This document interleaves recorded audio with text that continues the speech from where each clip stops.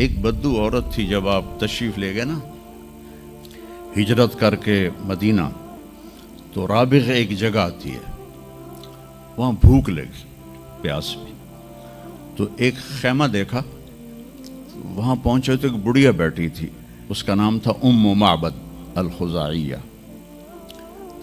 تو آپ نے سوال کیا، ماں جی ہم مسافر ہیں، کوئی کھانے کو ملے گا؟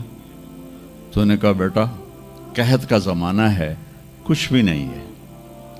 ایک بکری بیمار اور کمزور اور بن بیاہی کھڑی ہوئی تھی، تو آپ نے کہا اس بکری سے دودھ نکال لوں؟ تو اس نے ایسے بڑی حیرت سے دیکھا کہ یہ عرب ہو کہ ایسی بات کر رہا ہے کہ اس بکری سے دودھ نکال لوں؟ تو وہ کہنے لگی یہ تو بن بیاہی ہے، اس کا تو ویسے بھی اس کے جسم پر بوٹی نہیں ہے، اس سے ایک قطرہ بھی کوئی نہیں۔ کہا ماں جی آپ اجازت دیں؟ کہا لگا ٹھیک ہے۔ تو وہ آپ کو غور سے دیکھنے لگی، چونکہ انہونی بات ہو رہی تھی۔ آپ نے اتنا بڑا وہ تھا برتن، وہ آپ نے لیا اور اس کے تھنوں کو یوں ہاتھ لگایا تو وہ چھلک کے مشکیزے کی طرح نیچے آ گئے، اور آپ نے دودھ نکالا اور وہ فل ہو گیا۔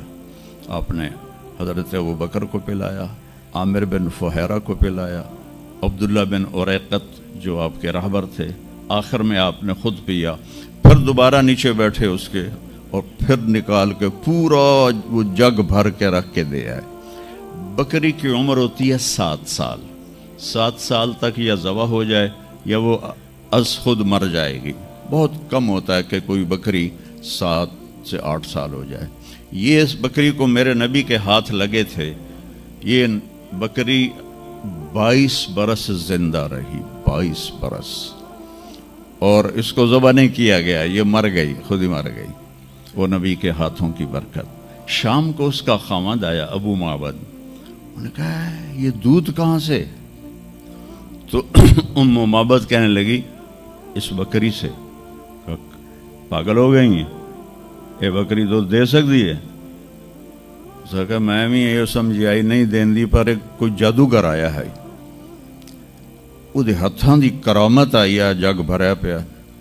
کہنے لگا ان عتیلی، مجھے اس کی صورت بتا، وہ کیسا تھا؟ مجھے لگتا ہے یہ وہ قریشی ہے جس کی خبر مشہور ہو گئی ہے کہ وہ مکہ چھوڑ کے مدینے جا رہا ہے۔ تو اب وہ بولی، ترجمہ بعد میں کروں گا، آپ الفاظ کا ردم اور اس میں جو موسیقی ہے اس کو آپ تھوڑا محسوس کیجئے گا۔ رأیت رجلا ظاہر الوداء ابلج الوجه حسن الخلق لم تعبه ثجلة لم تزری به سعلة وسیم قسیم فی عینیہ دعج فی اشفارہ وطف فی صوتہ سحل فی لحیتہ کثافہ فی عنقہ سطع اذا تکلم علاہ البہا واذا سکت علاہ الوقار من انفسکم۔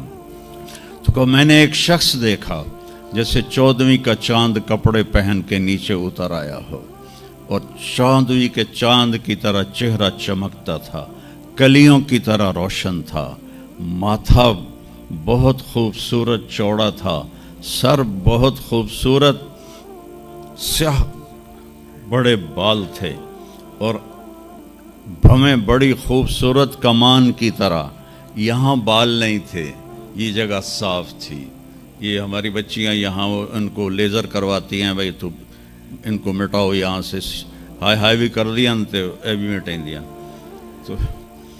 تو میرے نبی خود ایسے آپ کی بھویں یہاں تک آ جاتی تھی، یہاں تک، اور آپ کی آنکھ موٹی تھی اور سیاہ تھی اور سرخ ڈورے تھے اور لمبی تھی، اور آپ کی بھویں قدرتی لمبی تھی، لمبی جیسے یہ بچیاں وہ مصنوعی نہیں لگا لیتی، وہ پتہ بھی لگ جاتا ہے مصنوعی ہے تو کی فائدہ ہویا، تو یا تو پتہ نہ لگنے دو، اور جب دور سے نظر آ جاتا ہے کہ کسی اٹھ دی لے کے آ گئی ہے،